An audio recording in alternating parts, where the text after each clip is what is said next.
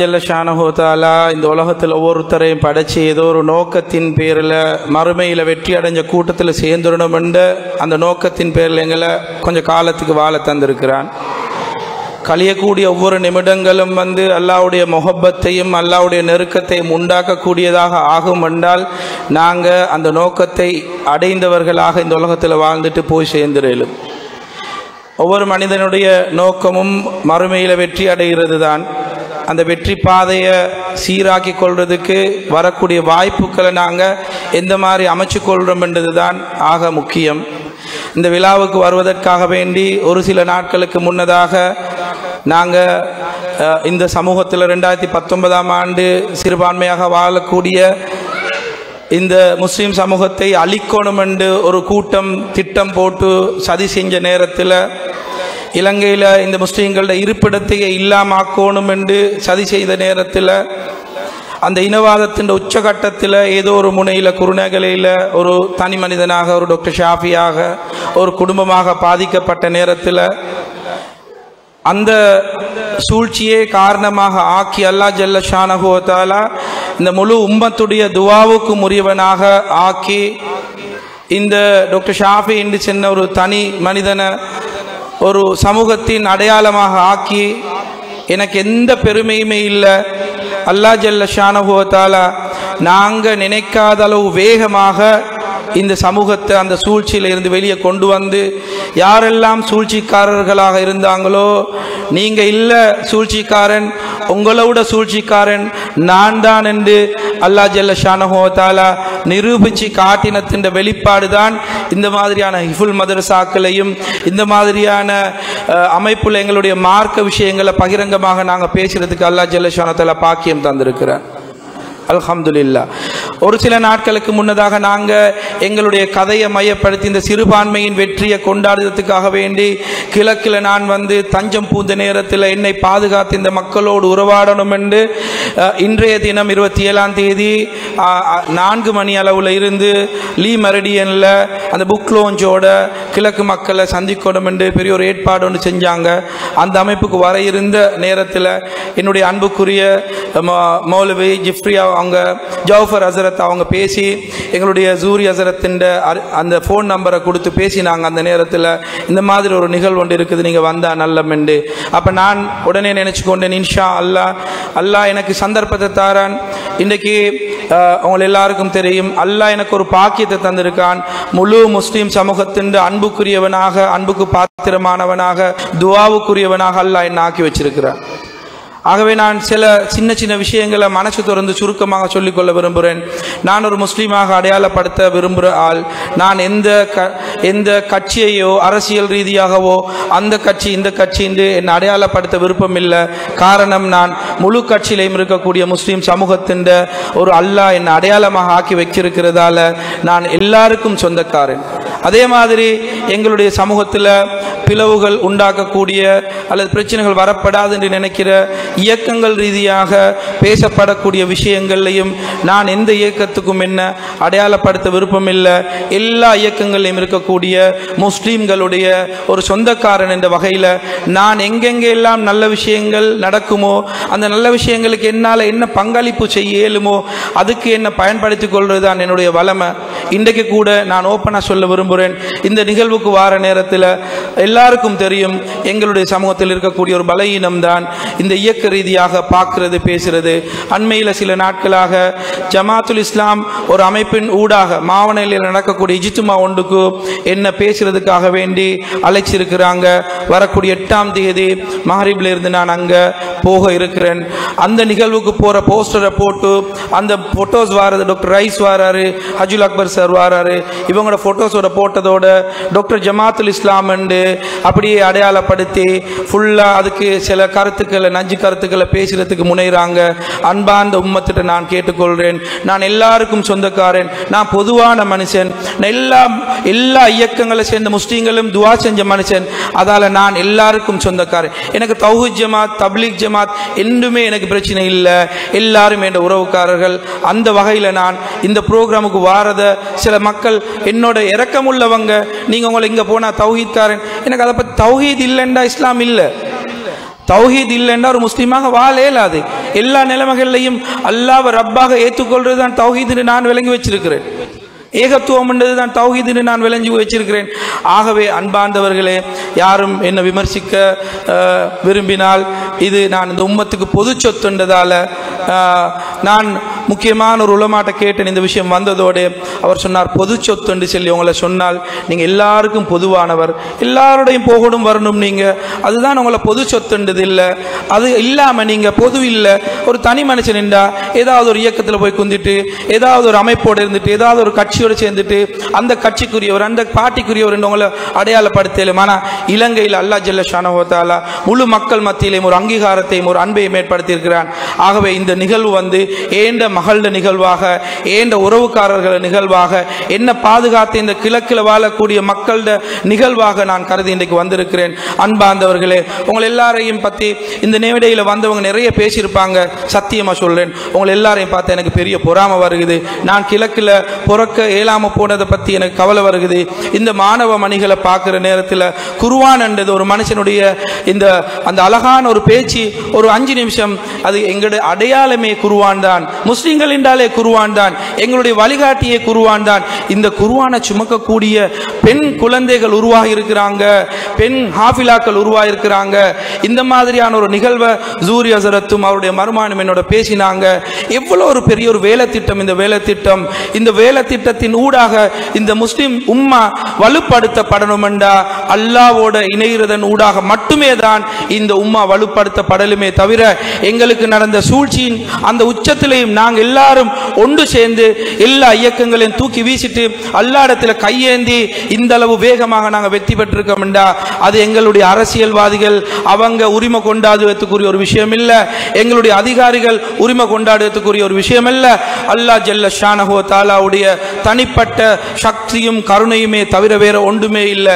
நாங்கள் எல்லாரும் 3 வாலிபர்கள் அந்த குகையிலுக்கு போய் அகப்பட்ட மாதிரி ஒன்றுமே செய்ய தெரியாத நிலைமையில் இருந்தோம். நாங்கள் எல்லாரும் எங்களுடைய நன்மைகளை முன் வச்சு, யா அல்லாஹ் ஒன்றை தவிர வேற ஒத்தருமே இல்லை. சிறைச்சாலையில் சிஐடியில் இருக்கிற நேரத்தில் அங்கே உள்ள உயர் அதிகாரி சொல்றாரு, டாக்டர் எங்களுக்கு தெரியுது இதுக்கு பின்னால நடந்திருக்கிற பிரச்சனை என்னன்னு, ஆனாலும் கூட நீங்க உங்களுக்கு பேசக்கூடிய ஒரே ஒரு இடம் மட்டும்தான் இருக்குது. அவர் ஒரு கேத்தலிக், எனக்கு சொல்றாரு, நீங்க உங்களை படைச்ச ரப்போட மட்டும் பேசுங்க. அது சிஐடியில் ஒரு 13-15 அடி ரூம்ல நான் இருந்த ரூமுக்கு குர்ஆனை கூட தந்துச்சேன்னாரு, நீங்க குர்ஆனை வாசிங்க என்று சொல்லி தந்தாரு. அன்பார்ந்தவர்களே, நான் இன்னைக்கு வந்து உங்களுக்கு முன்னால பேசுறது என்றா இலங்கையில் வாழக்கூடிய மக்கள் எந்த விதமான சாக்கு போக்கு சொல்லவும் மேலாது, கதைச்சி பிரிவினைகள் உண்டாக்கவும் மேலாது. மூசா நபியுடைய காலத்தில் மூசா நபியுடைய கவுங்கள் அந்த கடலோரத்தில் வந்து நின்று அல்லாஹ்வோட உதவியை நேரடியாக கண்டு கொண்டாங்க. இப்ராஹிம் நபியுடைய கதையில இப்ராஹிம் நபி அவங்க அந்த நெருப்புல தூக்கி எறியப்பட்ட நேரத்தில் அல்லாஹ்வுடைய உதவியை ஹஸ்புனல்லாஹ் வ நிஅமல் வக்கீல் என்று கண்டு கொண்டாங்க. இந்த உதவியை கண்ட மக்கள் மாதிரி இலங்கையில் ஆகப்பெரிய சூழ்ச்சி செஞ்சாங்க. அந்த பொம்பிளாஸ்டோட எனக்கு ஒரு கோல் வருகிறது, சொல்றாங்க இந்த இலங்கையில் இருக்கக்கூடிய முஸ்லிம்களுடைய இருப்பிடத்துக்கு இவர்கள் கேள்விக்குரிய அமைச்சிட்டானுகள் எங்கடவனுகள் சொல்லி சொல்றாரு. அன்பார்ந்தவர்களே, ஆக நான் போற இடங்கள்ல, நான் பேசுற இடங்கள்ல, நான் பேசுற விஷயங்கள் எனக்கு தெரியும், மானிட்டர் பண்ணப்படும். நான் எல்லா இடங்களுக்கு போனாலும் மனிதத்துவத்தை பத்தி, மனிதநேயத்தை பத்தி, நாங்க முஸ்லிம்களாக வாழ்றோம்டா இந்த முஸ்லிம்களுடைய பொறுப்பு என்ன, நாங்க முஸ்லிம்களுடைய அஹ்லாக்க, குறிப்பாக ஒரு முஸ்லிமுடைய அடையாளம் என்றா அது அஹ்லாக் தான். எங்களுடைய அஹ்லாக்க நாங்க சிறந்ததாக அமைகிற நேரத்தில் முஸ்லிம் சமூகம் ஒரு அழகான சமூகமாக மாறும், முன்மாதிரியான சமூகமாக மாறும். இந்த முன்மாதிரியை கண்டு மற்ற மக்கள் இந்த அழகான இஸ்லாத்தின் மேல கவர்ச்சி கொள்வாங்க. அன்பார்ந்த தாய்மார்களே, உங்களுக்கு கிடைச்சிருக்க பெரிய ஒரு பாக்கியம். இந்த குர்ஆன் என்றது ஒரு மனுஷன் ஃபவுண்டேஷன். இந்த ஃபவுண்டேஷனை இந்த குழந்தைகள் உள்ளத்துல கல்புல நீங்க கொடுத்துருக்கிறீங்க. நான் ஒரு கொஞ்ச நாளைக்கு முதல்ல இங்க நௌஷாத் அலி என்ற ஒரு கார்டியோலஜிஸ்ட் இருக்கிறார், உங்களுக்கு தெரிஞ்சிருக்கும், இங்கேயும் வருவாரு. எங்கட காலத்தில் அவர் ஒரு ஹாஃபில், அவர் ஒரு கன்சல்டன் ஆகி இன்னைக்கு ஹார்ட் சம்பந்தமான ஒரு ஸ்பெஷலிஸ்டாக நின்ற ஊர் இந்த மண்ணில் இருந்து இந்த இலங்கை முழுக்க அவர் சேவை செஞ்சு தெரிகிறார். அன்பார்ந்தவர்களே, முஸ்லிம் நாடுகளில் இது பொதுவாக இருந்தாலும் இலங்கை மாதிரியான நாடுகளில் இந்த மாதிரியான ஒரு அமைப்பு உண்டாக்குறது பெரிய ஒரு போராட்டம். அந்த மாணவி அந்த பேசின நேரத்தில் அந்த சிரமங்களை எல்லாம் அந்த அவங்க அந்த படிக்கற்களாக மாற்றிக்கொண்டு அவங்களுடைய இலக்கு அடைஞ்சிருக்காங்க. சின்ன விஷயம் இல்லை தாய்மார்களை நீங்க இந்த குழந்தைகளுக்கு கொடுத்துருக்கிறது. நான் எப்பயும் வார நேரங்களில் ஏதாவது ஒரு ப்ரோக்ராமுக்கு வரணுமெண்டா நான் என்ன மோட்டிவேட் பண்ணிக்கொள்ள, நான் என் ஈமானுக்கு ஏதாவது நல்ல விஷயம் கேட்கணுமெண்டா யஸ்மின் முஜாஹித் என்று அமெரிக்கன்ல இருக்கக்கூடிய ஒரு லேடி ஸ்காலர் உண்டு, ஒரு பயான் செய்கிறவ, அவருடைய ஸ்பீச்சை கேட்பேன். அவ அந்த குர்ஆன் வசனத்தில் நாங்களும் கேள்விப்பட்டிருக்கோம், இன்னமால் யுஸ்ரி யுஸ்ரான்னு கேள்விப்பட்டிருக்கோம், பிரச்சனையோட சந்தோஷமும் வருமனு கேள்விப்பட்டிருக்கோம். அதன் டீப்பான மீனிங் அவ சொல்லுவா. ஹஜ்ரத் நான் அவ சொன்னதை சொல்றேன், ஒரு பிரச்சனையோட இன்னமால் யுஸ்ரி என்றால் பல நன்மைகள் அல்லாஹ் வச்சிருப்பான் என்று அந்த வசனத்தில் ஒரு பிரச்சனையையும் பல நன்மைகளையும் அந்த குர்ஆன் வசனம் விளங்கப்படுத்துறதாக சொல்லுவா. அந்த குர்ஆன் வசனத்தை அடைஞ்சு கொண்டவன் என்ற முறையில் ஒரு பிரச்சனை எனக்கு எத்தனையோ நன்மைகள். இன்றைக்கு கூட எங்கேயோ இருந்த நான் இருந்த அந்த அதிகாரி எங்களோட ஜோனல் டைரக்டர் சார் சொல்றாரு, இந்த பிரச்சனை மட்டும் நடந்தில்லாட்டி உங்களுக்கும் கிழக்குக்கும் சம்பந்தமே இல்லை, உங்களை இந்த கிழக்கு மக்களுக்கு தெரிய போறதும் இல்லை, இந்த இஸ்லாமிய சமூகத்துக்கு உங்களை தெரிய போறது இல்லை. எங்க அவங்க அழிக்கணும் என்று நினைச்சாங்களோ அந்த இடத்துல இருந்து அல்லாஹ் உருவாக்கி இருக்கான். இதுதான் ஈமான். அன்பார்ந்த தாய்மார்களே, இந்த ஈமானியத்தான குழந்தைகளை, இந்த ஈமானியத்தான புள்ளைகளை உங்களோட சமூகத்தில் உங்களோட ஊர்ல முன்மாதிரியாக நீங்க கொண்டு வந்து சேர்க்கிறது சின்ன ஒரு விஷயம் இல்லை, பெரிய ஒரு வேலை செஞ்சிருக்கிறீங்க. இந்த புள்ள குர்ஆன் ஓதுற நேரத்தில் யஸ்மின் முஜாஹித் எனக்கு ஞாபகம் வருது. இந்த புள்ளைகள் உங்களுடைய கபருக்கு வெளிச்சத்தை கொண்டு வந்து சேர்ப்பாங்க.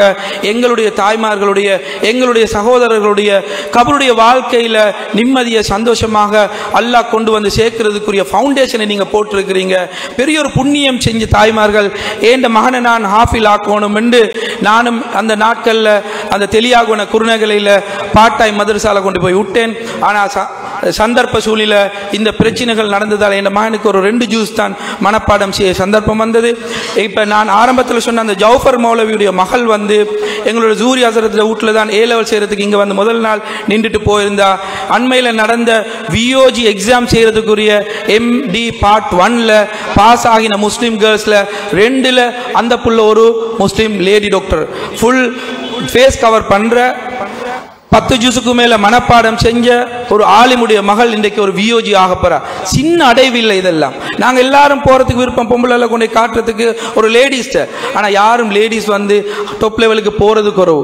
ஆகவே இந்த மாதிரியான மன உறுதியையும் தெளிவையும் அதை நாங்கள் அடைய போற இலக்குண்ட வெளிச்சத்தையும் உண்மையையும் அறிஞ்ச புள்ளகளாக எங்களோட புள்ளகள் இந்த சமூகத்துக்கு பிரயோஜனமாக வாழணும் என்றா நீங்க இன்றைக்கு செஞ்சிருக்கிற இந்த டெடிகேஷன், இந்த தியாகம் இந்த புள்ளகளோட மட்டும் போகப்படாது. நான் இது பேசுறது இந்த ஊர்ல பாலமுனையில் உள்ள முஸ்லீம் பெண் சமூகத்துக்கு மட்டும் இல்ல, இலங்கையும் தாண்டி வாழக்கூடிய முஸ்லீம் சமூகத்தில் உள்ள இந்த குழந்தைகளுக்கு பேசுறேன். ஏண்ட ஜெய்னப், ஏண்ட சாரா ஹிஃபுல முடிச்சு எனக்கு நாளைக்கு மௌத்துடைய வாழ்க்கையில கபருக்கு வெளிச்சத்தை கொண்டு வந்து சேர்ப்பாண்டா உங்களை போல பாக்கியசாலிகள் வேற யாருமே இல்லை. அதால தான் உங்களை பார்த்து எனக்கு பொறாம வருகுதுன்னு சொன்னேன். அன்பார்ந்த தாய்மார்களே, அன்பார்ந்த சகோதரர்களே, இந்த வேலையை நீங்க மிகைப்படுத்தோடும். இதுல நாங்க இயக்க ரீதியாக அல்லது வந்து அந்த மௌலவி இந்த மௌலவி என்று அதை செஞ்சுட்டு போறவங்கள்ல உள்ள குறைகளை விமர்சிக்கிறவங்களாக வெளியே வந்து ஓபன் ஹார்ட்டாக நாங்க அல்லாஹ்வுடைய அடியார்கள் கண்மணி நாயகம் ஸல்லல்லாஹு அலைஹி வஸல்லம் அவருடைய கடைசி வரைக்கும் இருக்கக்கூடிய இந்த உலகத்தின் முடிவு வரைக்கும் இருக்கக்கூடிய உம்மத் என்றதால அந்த வெளிச்சத்தை இந்த கல்புகளுக்கு கொண்டு சேர்ப்பதனூடாக இன்னும் ஒரு விஷயத்தை மட்டும் சொல்லி நான் முடிச்சுக் கொள்றேன்.